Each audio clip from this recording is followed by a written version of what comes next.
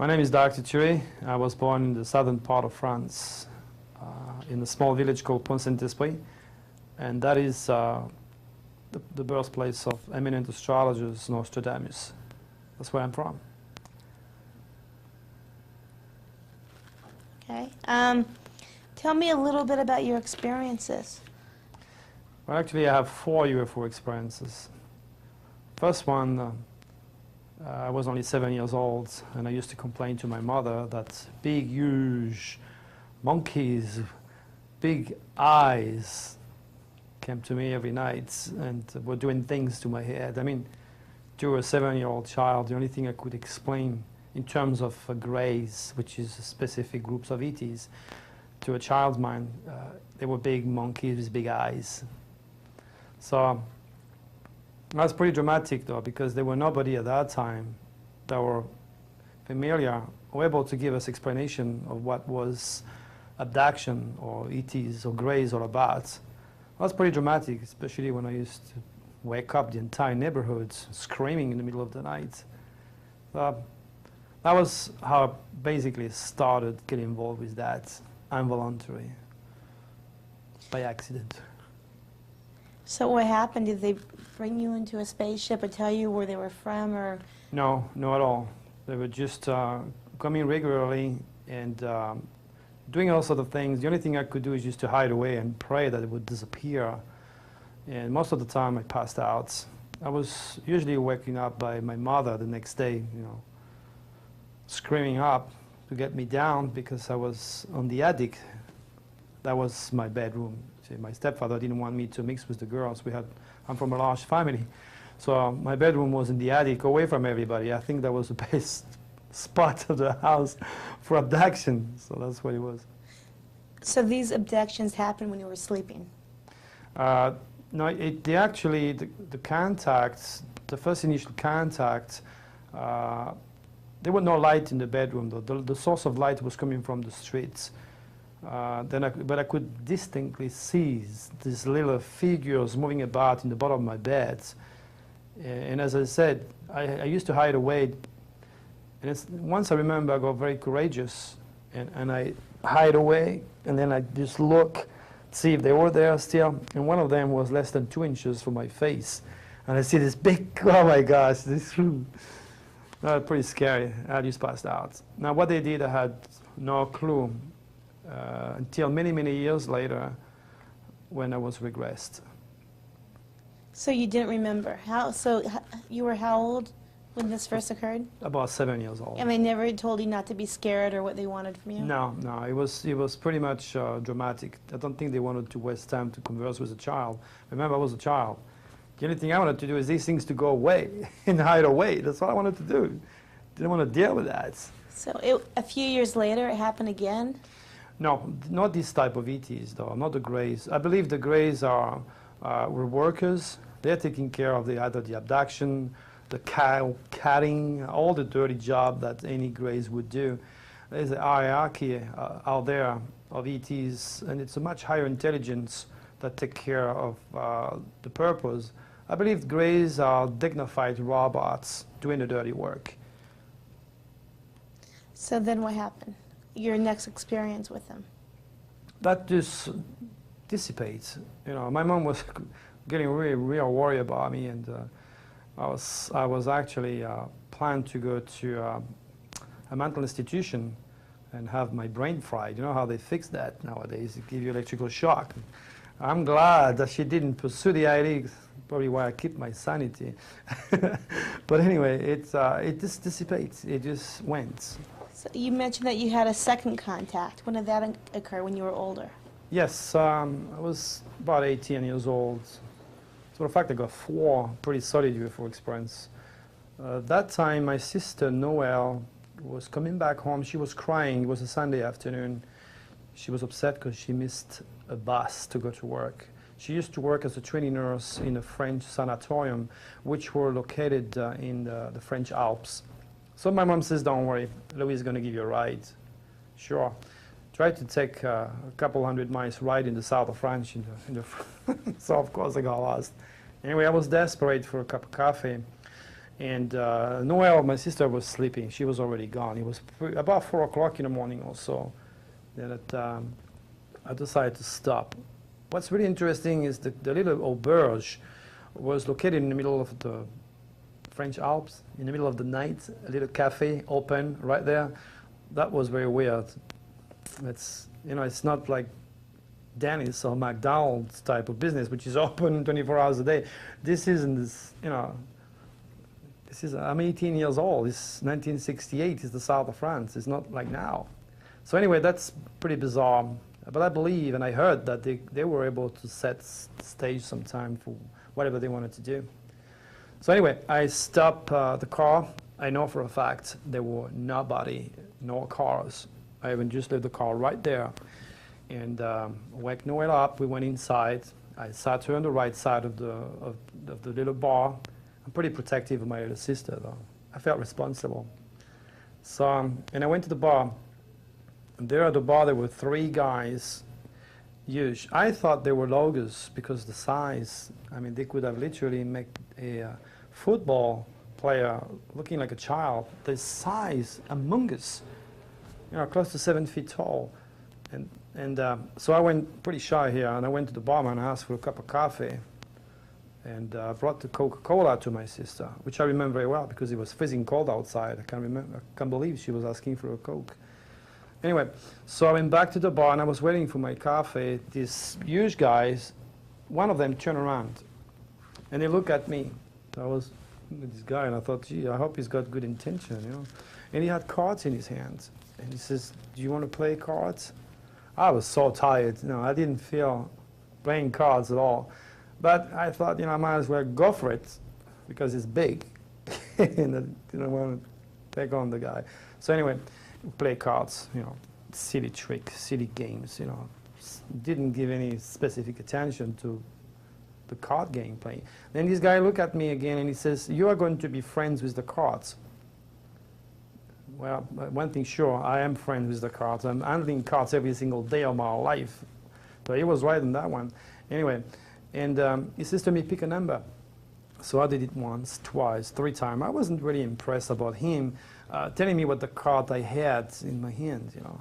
But what really was interesting is when I finally decided to challenge him, I said, how come, in my own mind, how come this guy is asking me to pick up a card? And as soon as my eye were on the cards, he was able to tell me what it is. So I challenged him.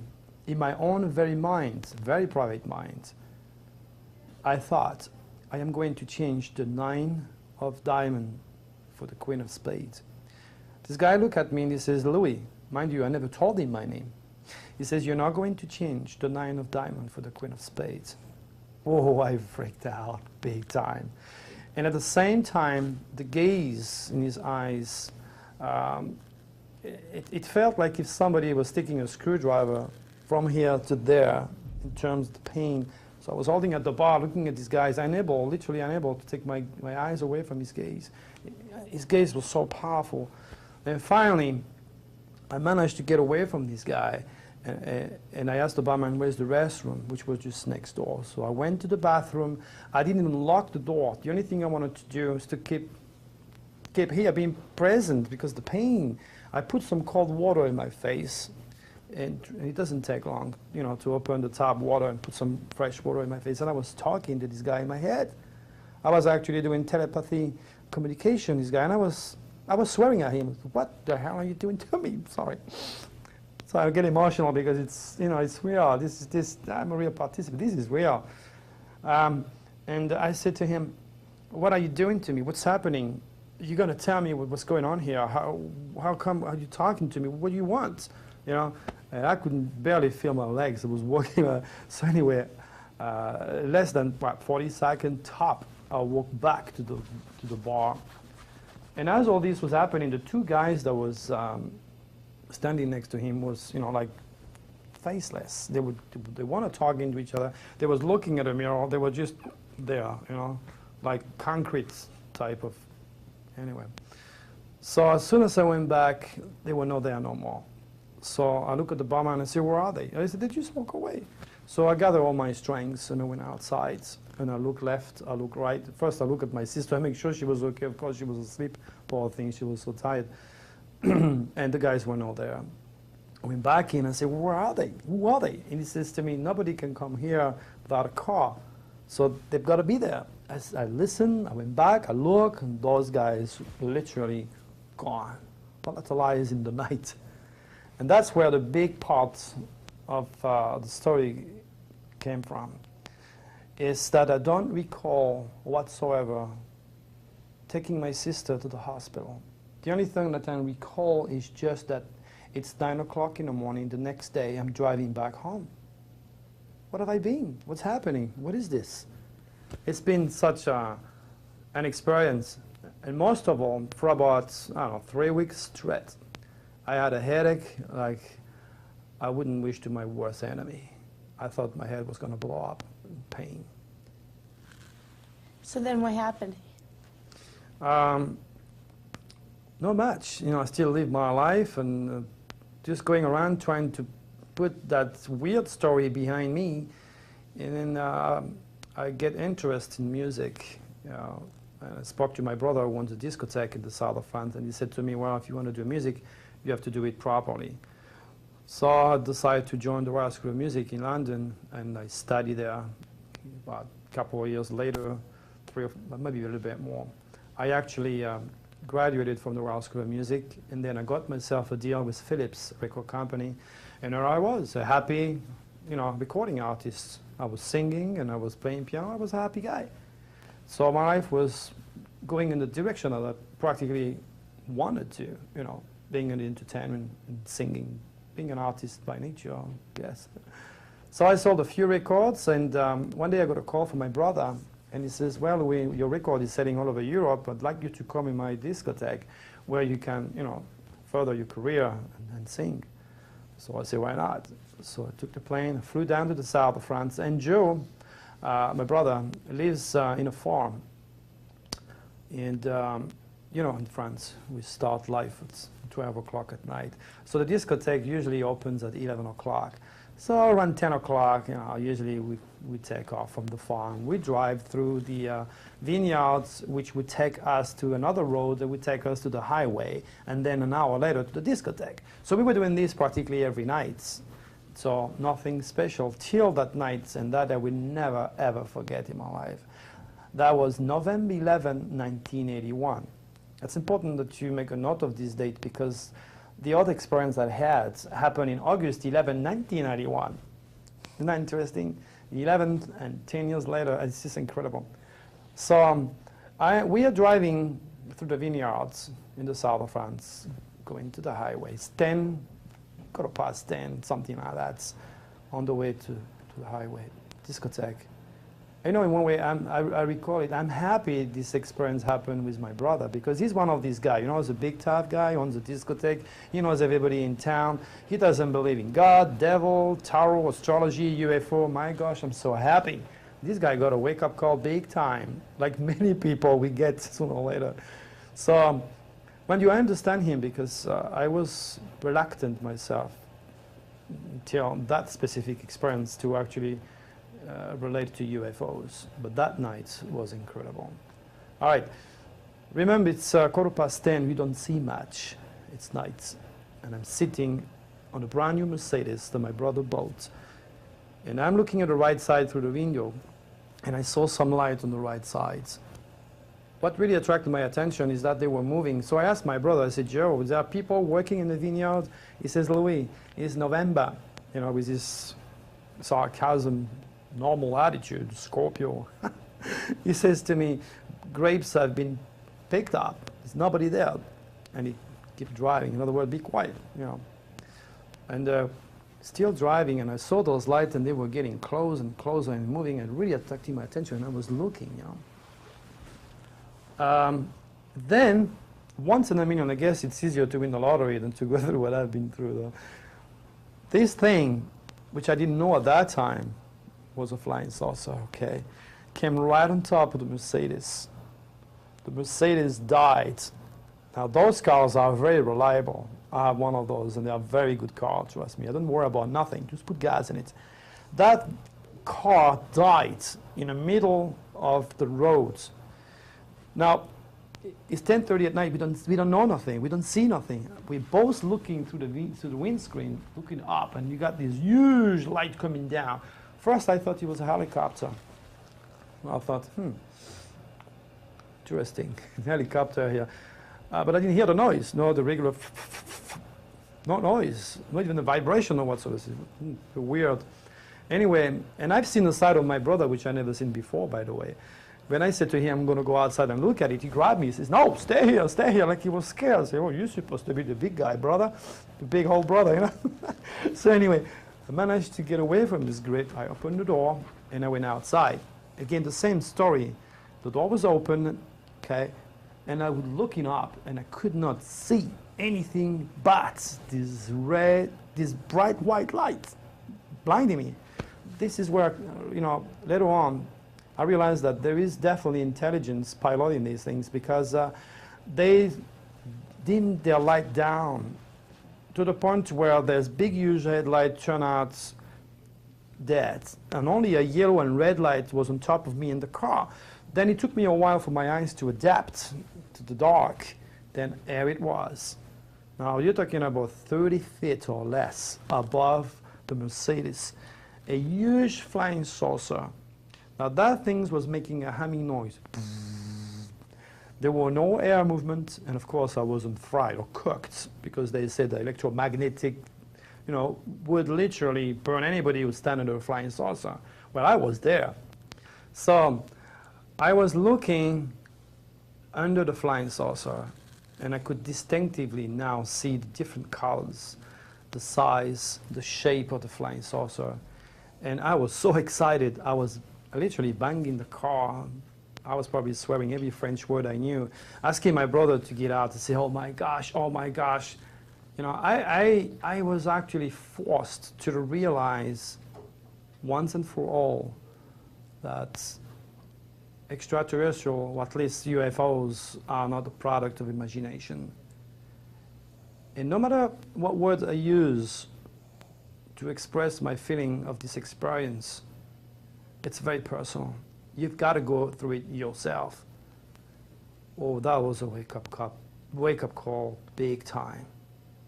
Anyway, I was so excited. My brother never went out, by the way. He never got the guts to get out and look at these things. That flying saucers must have stand there pretty close to 5 minutes to my collection. That's a long time. Oh my gosh, asking, looking, banging, running, screaming, everything. And then he turned his lights on again. And as he came, it took off. But how is it possible such a massive piece of steel, to my knowledge, is hanging there with no air movement, no noise, and no crashing on my head or the car? It's just incredible. What's really interesting is as soon as that thing took off, my brother and I were really excited. My heart was pounding it. Anyway, the first thing he says, don't you say anything to nobody. This did not happen. Oh, I was going to smack him. You know, I really was. I say, I can't believe it. You actually have seen it. You know it's true. It's there. You see, he knows a lot of people in the city. You know, a lot of big guys. It's that type of guy. He feels the ridicule. So he says, nothing happened. Don't say a word. The car started again, and we took off. We usually, when we arrive at a discotheque, there's a few groupies there. The barman is there. The girls are cleaning up. We're about to open the discotheque. The discotheque was up, running, and full. Again, what happened with that little time missing there?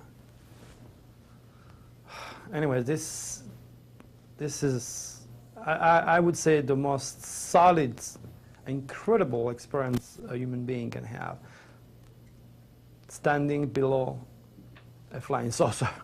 They never communicated with you? They never talked to you? No, not that I know. It's later on that I realized what happened. When did you go through regression and realize what had really happened to you? It's later on. I wasn't aware just yet. So what happened, what I did after that, I actually left France to produce another record in England. However, you know, the first one with the little monkeys, those big guys give me a headache for 2 or 3 weeks, reading my mind. The flying saucer suspended above my head. Wait a minute here. It's about time I wake up. Something is going on, okay? We're not talking about a light here. We're not talking about a walking or a spiritual thing. We're talking about solid experience. So that it affected me very bad, okay? Or very good for that matter, because it turned out to be great as far as I'm concerned. Knowing the legacy they left me with, it's pretty scary. So anyway, I went back to England and tried to concentrate on producing a record, but I knew in the back of my head that there were more in my life than just singing and cutting records. Something was happening here. So anyway, I met this guy in the discotheque. He was introduced to me by another friend.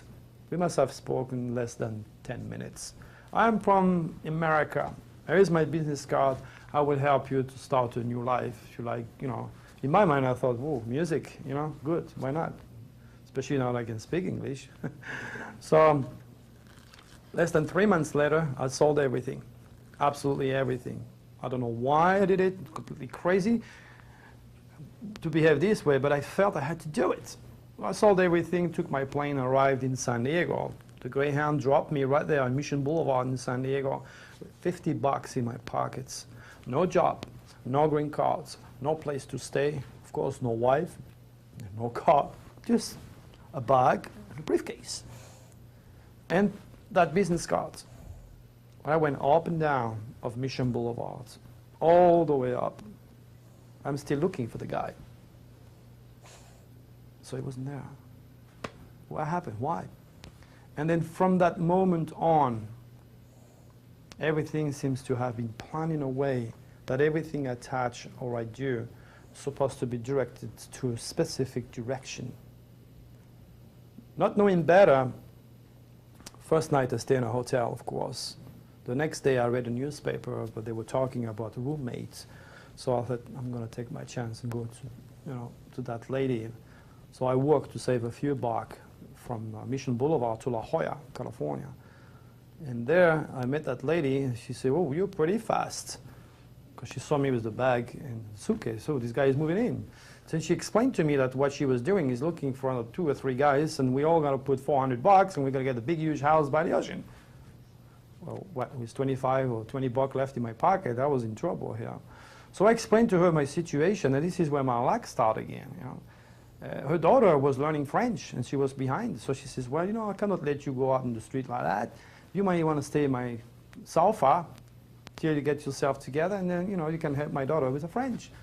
There I was. Now, the very same day, a couple hours later, I was walking in La Jolla, you know, looking for my new environment, and I saw this sign, French gourmet restaurant.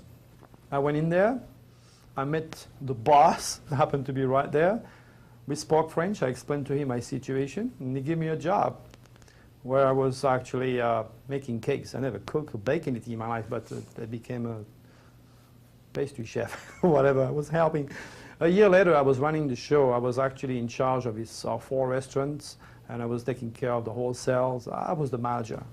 So he gave me a house, a little house by the ocean, where I was in charge of the operations and everything else. He was taking care of me, still my best friend. Without him, I'd probably be a beggar walking somewhere or killed by the gangs. I don't know. It's so rough. So everything went pretty smooth then. And one night I just felt, you know, something very strong in me. And I went and I bought some brushes and paints, and I painted my entire house with symbols, and flying saucers, and astrological symbols, and triangles, and lightning. And I got no clue why I did that. I just felt I had to do that. Now imagine the guy, he spent $2,000 to get his house back in shape. Imagine his face when he came a month later to get his first rent. And he saw this, oh my gosh. Then I explained to him a few things about my life. And I did my first reading to him. He was blown away by the accuracy of my reading. This is basically where I started. It was your first reading. That was my first reading, but I didn't know much. So I started to devour the Bible. I was looking for something. I don't know what. I was looking for something so I could I couldn't stop read anything that I could my hands on. The first thing I read was the Bible. It's a good thing though. I knew the Bible had something that would help me, especially when you read the first segment of the Bible. The first few words are, "And God created the stars and the heavens," and then later on to be used as sign and kind of detach the day from the night. So I knew there was something right there just when I first read that.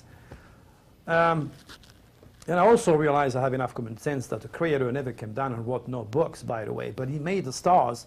So I knew those three, wise men. How do you want to follow stars? The turbocharged camel? You can't. You can only follow a star on a map when it's plotted. So I realized those three kings were actually astrologers. So that started to kind of hit me. Then I joined the Light Institute in Sacramento, and I worked, I studied, and I got my PhD in metaphysics.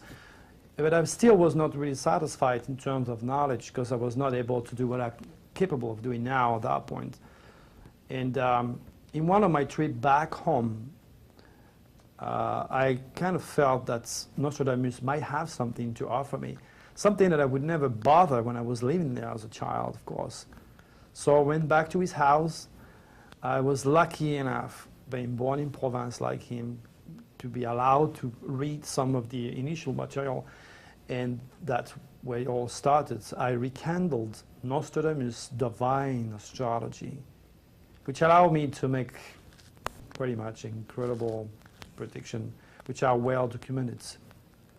I mean, you're talking about in different television station and radio, 2 weeks before it happened, asking everybody to write January 16, because I felt that there will be a bad earthquake. 2 weeks later, 5,000 people died because on the 16th, the Kobe earthquake, Japan, took place. You're talking about my very last one, by the way, Bill Cosby, a year and a half before he lost his son. It has been printed in my book. You're talking about the mad cow disease. You're talking about the U.S. Chief of Navy committing suicide. You're talking about the 100 church burning. That Fate magazine asked me for my prediction, and I said 100 church would be burning. I can't even count them anymore. So did you always have this ability and it just came out? No, not at all. I was a recording artist. I had nothing to do with that stuff. It's after this UFO thing that I started to go into that.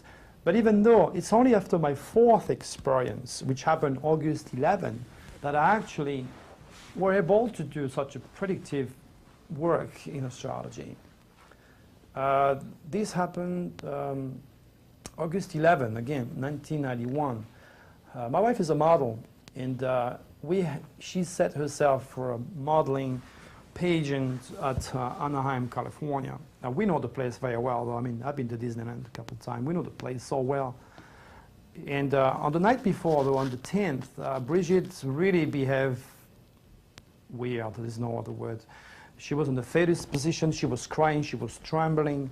And I don't know, I was married with her now 5 years. I never seen her behaving this way. I said, "What's the matter with you?" She says, "I don't know." She made me look everywhere in the house. She felt something was about to happen.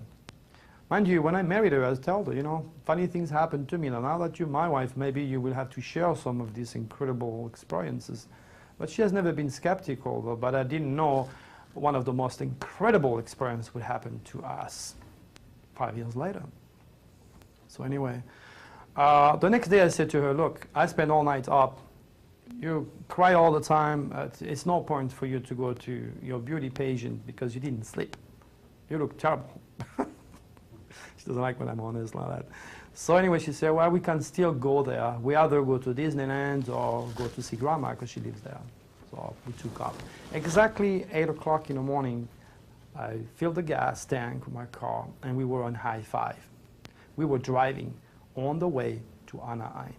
So as we were driving, I was asking a question. I said, "Bridget, what happened to you last night?"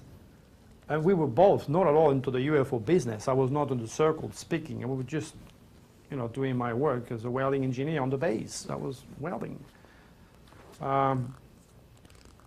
Then she says, "I don't know." Anyway, I couldn't hear her very well, so I turned the radio off. As soon as I turned the radio off, she looked at me, she says, "What's happening here?" It's like if the highway wide up, and it's like if we were driving into a cloud. What was very surprising is I didn't feel the wheel on the road. That's the first thing that, oh my gosh, what's happening here? Like if I'm floating, you know? And I was driving, what, 55? Anyway, the last thing Brigitte and I will remember is when we drove through a bridge, and the sign was saying Jamboree. That is before you get to Anaheim. That's the last thing we remember, basically. Anyway, so in our consciousness, nothing happened. Okay, we drove through, and the next thing I know, I am at 45 miles top, driving in the middle of the highway, and those bumpers woke me up, basically. My wife says, what are you doing? Pick up your speed. I said, I don't know. So I got on my right lane, and I said, where are we? She says, what do you mean? I said, I don't know where we are. She was so confused. She knows I always keep a map of the United States on my glove compartment. She opened the glove compartment looking for Anaheim, which is what, 15, 20 minutes away from where we live, on the map of the United States, to tell you how confused she was. So anyway, she says, we are not there yet. Keep going, honey. We are not there yet. And I said, no, that's no way. I don't know where I am. No way. We've been there 1,000 times. I don't know. I got to exit. So I exit. And I drove to a parking lot, and there were 3 Mexican guys sitting on the back of a white Toyota truck. I went there. I said, excuse me, could you please tell me where I am? Guys look at me. You know, one of them could speak English. He says to me, you are after Los Angeles. You are the Glendale exit. You are the zoo parking lot. I say, oh yeah. Where is Anaheim? He says, woo, low, past it. So I say, cool. I say, what's the time? That's where I got to blow up. He says to me, it's 9 o'clock. Now I've done it so many times afterwards, okay? First of all, it took us over an hour and a half to go from the parking lots of Los Angeles Zoo, okay, back to Anaheim, okay? It was still early in the morning, so we were not on traffic time, okay? So when I was in Anaheim, it was 8:45, normal traffic time, okay? Now, for me to drive 50 miles in 15 minutes was left at the time, providing there is no cops to stop me, no traffic in Los Angeles, I can do it. Can you believe that? 50 miles. At least they dropped me north. They didn't drop me west, because I would have been swimming. Yeah. So, I mean, I laugh at it now, but oh my gosh. So we were so disturbed that we actually, on the way back in Anaheim, of course, Brigitte didn't do nothing. We just stayed in a hotel. We were so confused, I even rented a room. I mean, I was 20 minutes away from home. I spent $200 or something to get a room, because in my mind, I was miles away. I was so disturbed. I was trying to keep my sanity. I was at the bar, you know, asking people, you know, the distance, and trying to make sense of that thing. While Brigitte was in the room, making plans, calling a friend in San Diego, okay, asking her to get some clothes and come and pick her up and take her to Phoenix, because she didn't want to go back in the house. So I said, okay, go to Phoenix. I mean, who would, normal husband, do that? Let your wife go for a week away, going back home by yourself, dealing with whatever was in there. So you're talking about 50 miles that was taken away from our life in a matter of a few seconds, basically. So what happened? In a past life regression? Did you remember? Yes, I was regressed a couple times by a top psychoanalyst, hypnotherapist, very well-known hypnotherapist. And one of them wanted really to find out the reality by my experience, proposed me to get some sodium panathol. I was willing to go for it. I said yes. And Dr. Byron Butler, who is who in America in cancer reconstructive surgery, said to me, if you want to do that, I have to be with you. He's one of my students and a good friend of mine. And he didn't want me to go through the true serum and get my heart stop and die there.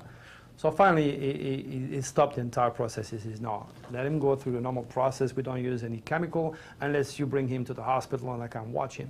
They didn't want to do that. It was too expensive, I guess. So I wasn't regressed through sodium panathol. But I was willing to do it because I got nothing to hide. This is true. Why would I lie? I've got better thing to do with my life to look like a jerk. So what they did in Victorville, where I went, they got 2 cameras I was regressed for 1 hour, solid hour. They froze the first frame of the video, and they froze the last frame of the video, and they compare. This is how they see if somebody is real or not, basically. And not even my shirts moved. The only thing is when I was talking about entering the decontamination room, that I was completely wet. I mean, in a matter of a few seconds, I was dripping water. So this is where they actually saw that I was under.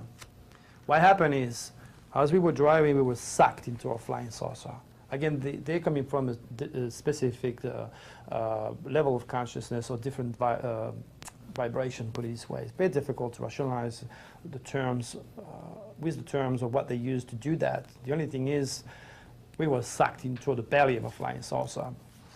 There, Brigitte was paranoid. That's why I recall her being in the car, trembling, hugging me, and I was calling her down. I says, don't worry, I've been there before. Everything is fine.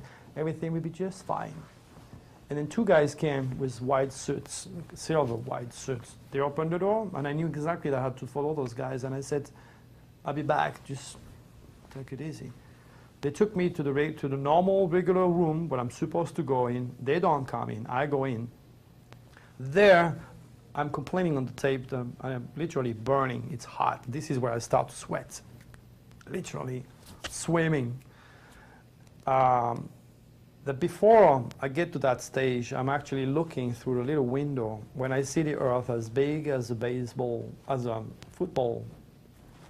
So that tells you how far I must have been to see the earth that side. I could see it with all the clouds and all the green, and all, it was daytime, obviously. That was very interesting, and that stayed in my mind. So after a while, I knew it was time for me to move from another room. So the doors open, I walk in, and then this is where I saw the Greys. They're literally working on the high-tech equipment with their nails, and at the end there is something, I don't know, I can explain. It's just, they're working there. There is other guys which seems to supervise. They're pretty much like human, okay? I recalled some other researcher classify those as the blondes or the Nordics. I can't recall. I believe there is such a hierarchy out there, the good and the bad one, like everything. So I was looking around, and I felt that I wanted to see where my wife was, so I went to an area of the saucer, and I pressed a button, and I saw her on the flying saucer in the table, on the specific room. And as she was sleeping, they were cutting her. In fact, she has a scar of 2 inches, but the scar is not like if she was cut with a knife. She's cut like that, you know, like a laser, something like that.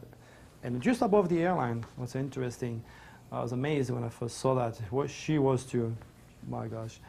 So they were doing a job on her, but for some reason I felt that it was not either dangerous or bad, because I was just looking at her, like, you know, why? That's it. Then I knew it was time for me to go to that specific area where the purpose of the abduction was all about. So I moved in another room, and I sat in a chair. There was nothing to strike me whatsoever. I was pretty free in my move.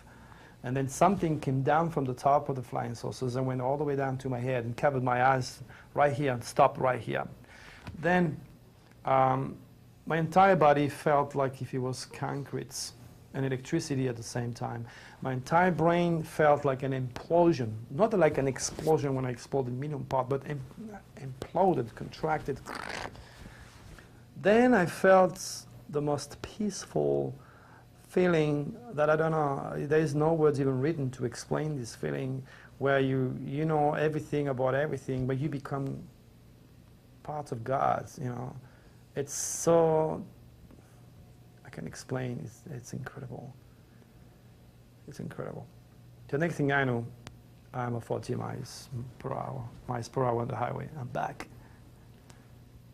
Then after that, this is where I start to do unarguable prediction that was printed in newspaper, television, radio, O.J. Simpson dilemma, Hurricane Andrew, certified letters signed to Daryl Gate talking about all sorts of things. The beauty about my work and the legacy is that anybody which is skeptical can take the time to watch either the video or listen to the radio show I did, or eventually read my books, because it's all well documented.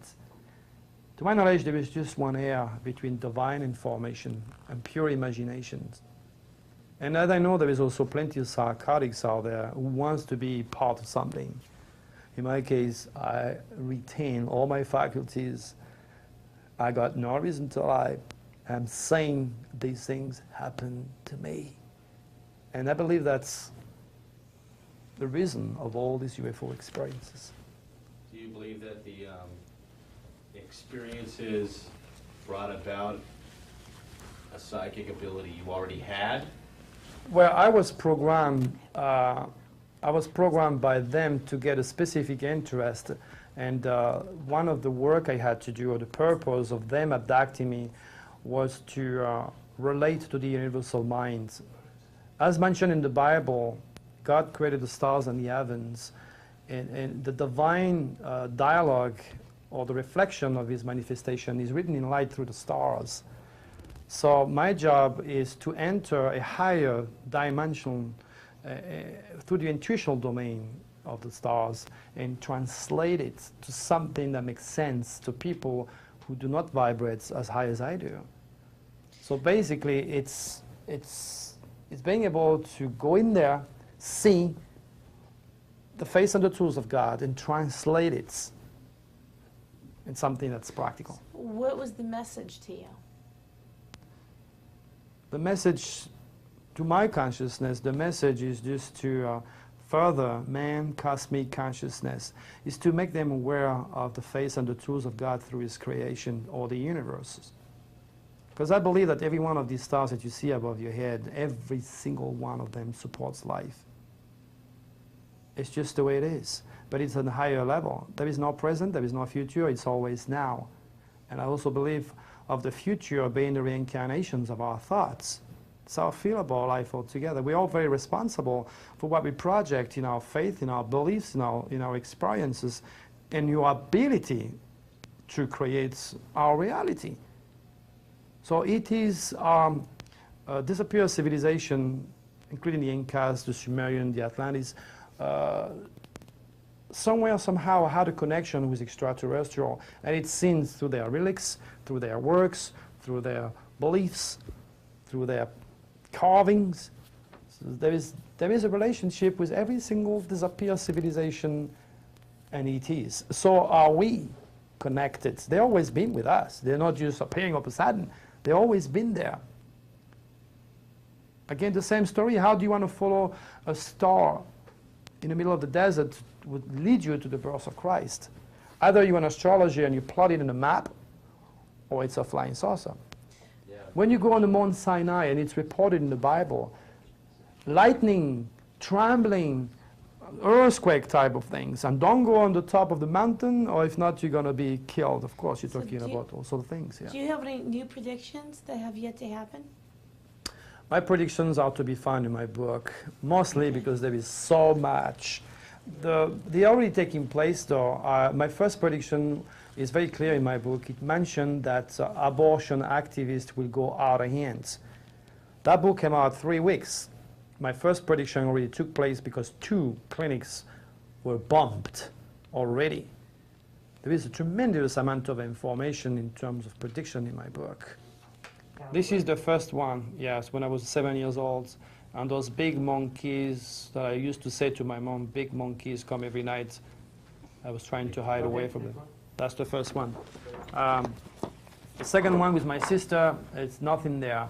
The third one with my brother, that is November 11, 1981. November 11, 1981, or where that flying saucers 30 feet above the car just came there. That was an interesting experience. That is incredible. You see it? Yeah.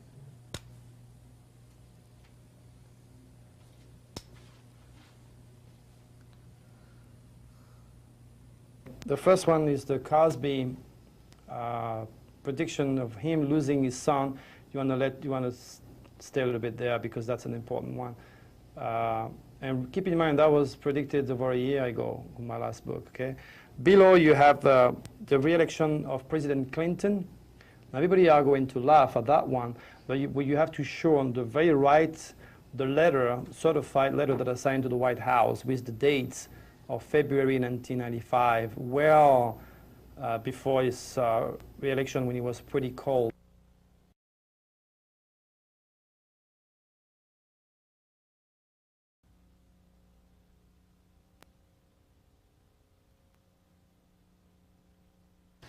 My name is Dr. Turi. I was born in the southern part of France, in a small village called Pont-Saint-Esprit, and that is the birthplace of eminent astrologers Nostradamus.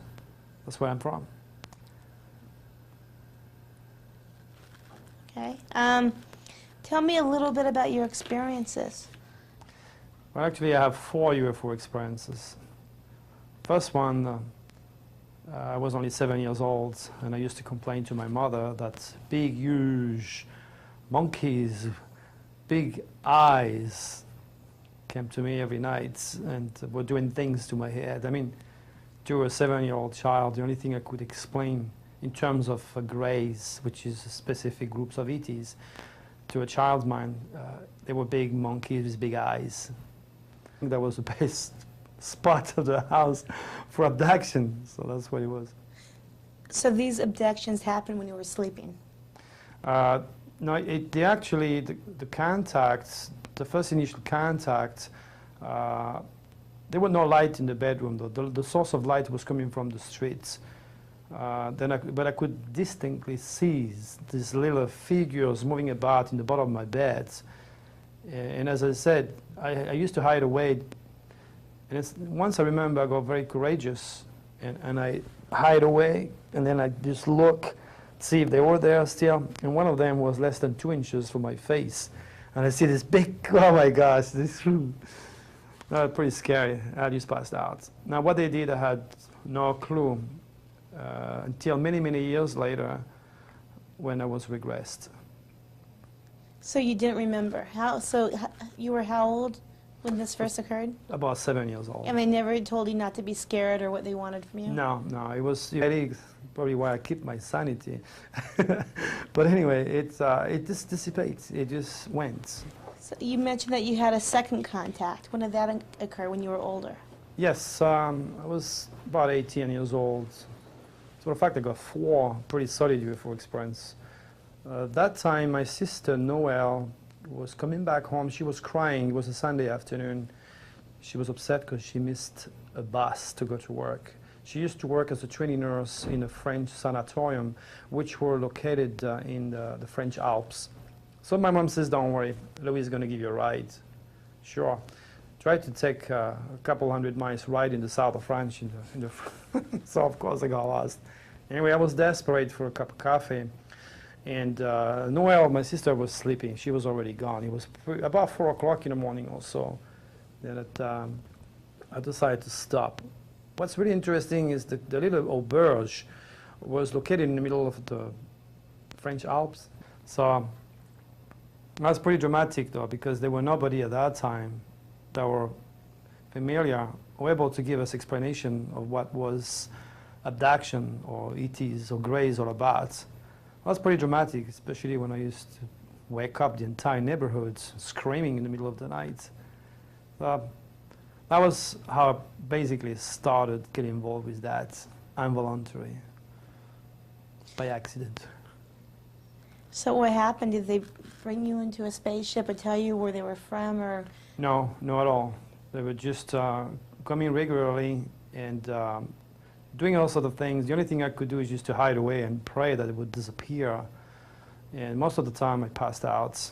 I was usually waking up by my mother the next day, screaming up to get me down because I was on the attic. That was my bedroom. See, my stepfather didn't want me to mix with the girls. I'm from a large family. So my bedroom was in the attic, away from everybody. I think it was pretty much dramatic. I don't think they wanted to waste time to converse with a child. Remember, I was a child. The only thing I wanted to do is these things to go away and hide away. That's all I wanted to do. Didn't want to deal with that. So a few years later, it happened again? No, not this type of ETs, though, not the Greys. I believe the Greys were workers. They're taking care of either the abduction, the catting, all the dirty job that any Greys would do. there's a hierarchy out there of ETs, and it's a much higher intelligence that take care of the purpose. I believe Greys are dignified robots doing the dirty work. So then what happened? Your next experience with them? That just dissipates. You know, my mom was getting really, real worried about me, and I was actually planned to go to a mental institution and have my brain fried. You know how they fix that nowadays? They give you electrical shock. I'm glad that she didn't pursue the